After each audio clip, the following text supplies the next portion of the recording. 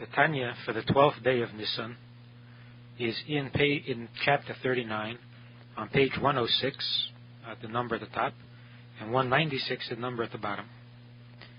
The Alter Rebbe says that doing a mitzvah or studying without kavanah, meaning to say without any particular kavanah, not the kavanah lishma, which means doing the mitzvah for its own sake, and that means doing it in order to cleave to God, but also not doing it for any ulterior motive, but rather out of habit.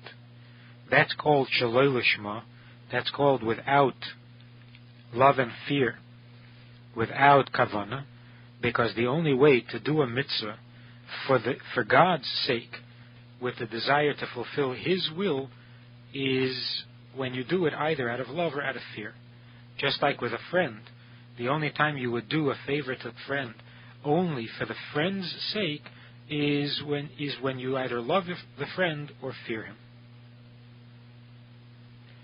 So what happens when you do a mitzvah, shaloi lishma, without an ulterior motive, a positive, ungodly reason?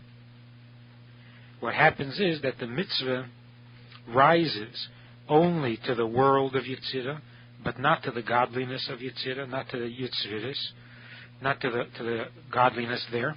And that's called not rising. Since it doesn't connect with the godliness of the world, it is called not rising. Now, about 8 lines from the bottom, the line that begins L'kaman, 6 lines from the bottom.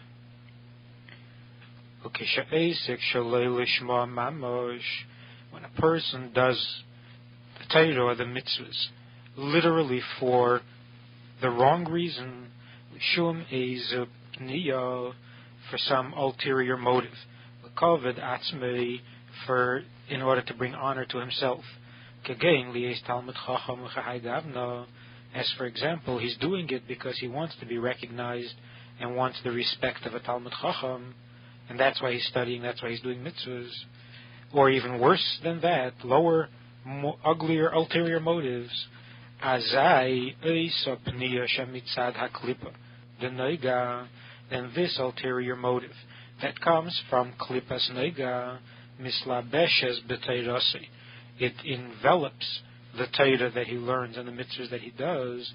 V'hatayra hi bebechinas golus b'teicha klipa lefisha. And the Torah that he studies is in golus, is in exile within the klipa, is trapped in the klipa temporarily.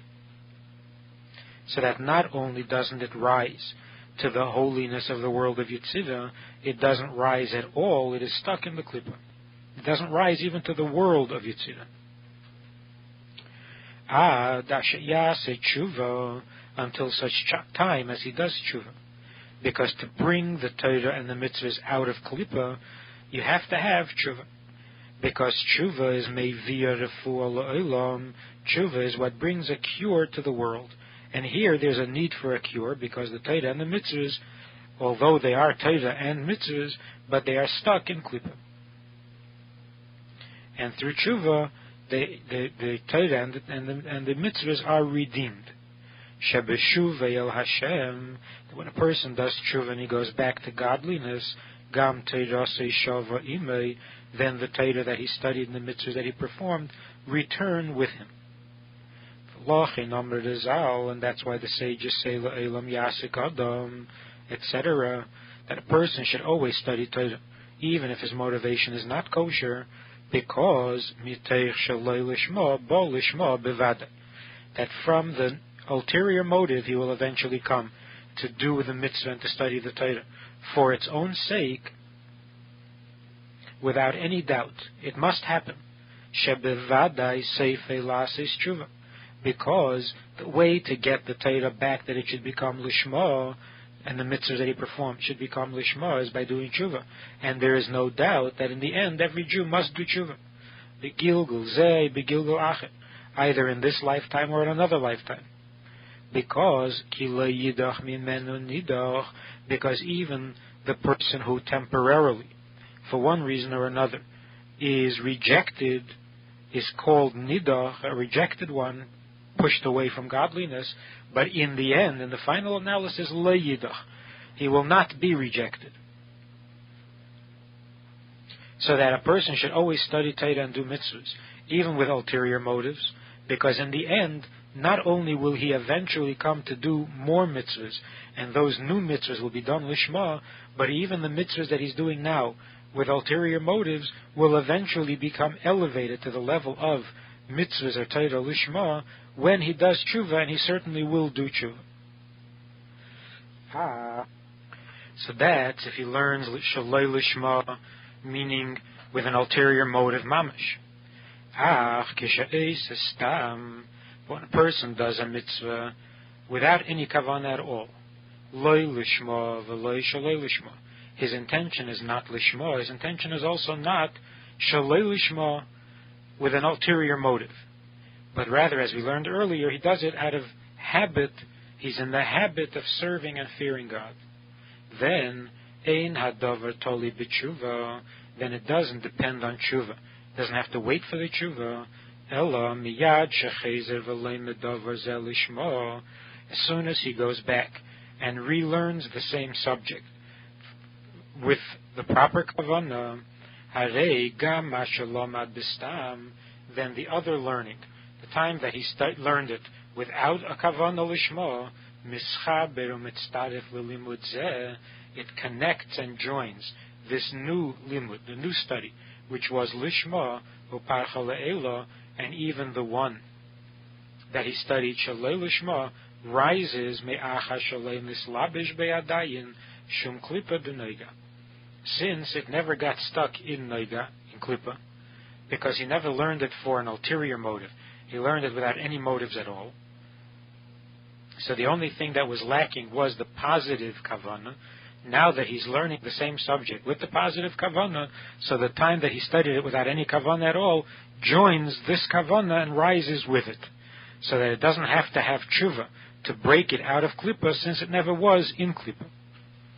V'lochein, and this is why la'elam yasik adam, that a person should always study Torah even when he is missing the lishma, because that which he studies without any particular positive kavanah will very easily become positive as soon as he turns around and studies with kavanah.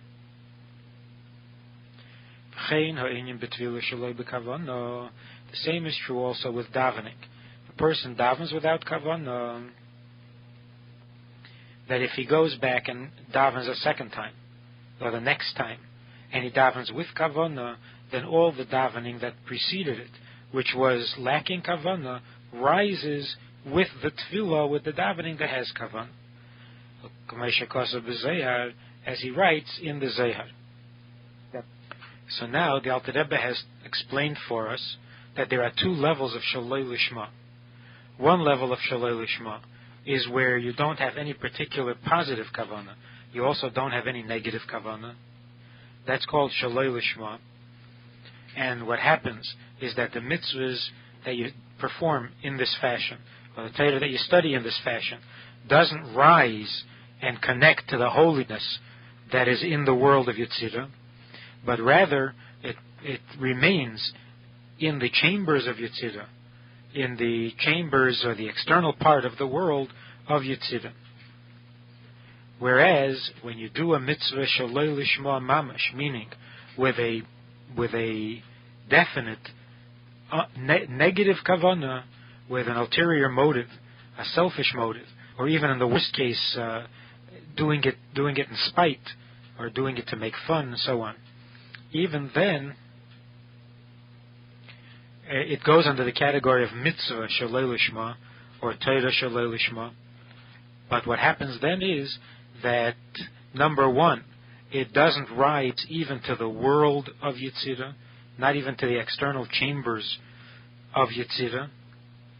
And secondly, unlike the first mitzvah that is performed with any particular kavanah at all, when you do the next mitzvah, or when you do the same mitzvah again with kavanah, or you study the same subject again with kavanah, then the time that you studied it without kavanah joins and shares in that kavanah, and it rises to the holiness of the world of Yetzirah, whereas when you do a mitzvah with an ulterior motive, then it's not enough that you will do the mitzvah again with kavanah, but you have to first do tshuva. Since it became trapped in klipa, it has to be broken out of the klipa, and that is through tshuva.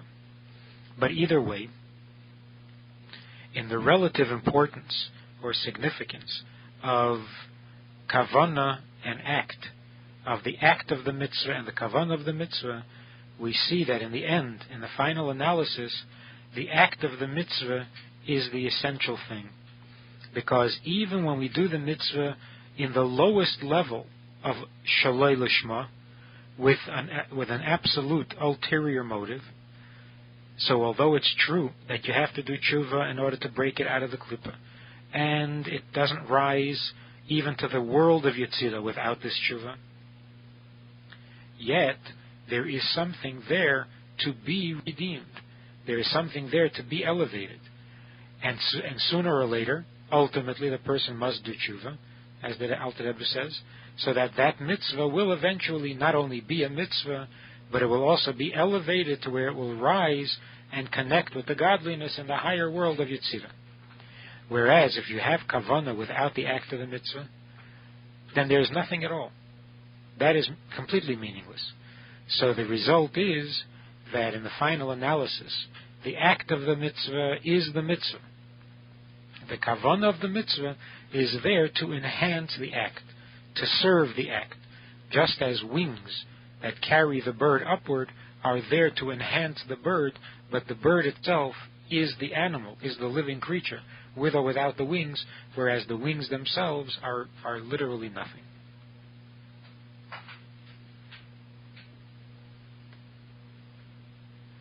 In the Hayom Yom for the 12th day of Nissan, which is Shabbos HaGadol, the Rebbe writes that in Mincha, or after Mincha, we say Avodim Hayinu. And then, in the body of the text, the Rebbe writes that from the time of Yetzias Mitzrayim, Jews are called Tzivos Hashem, the army of Hashem.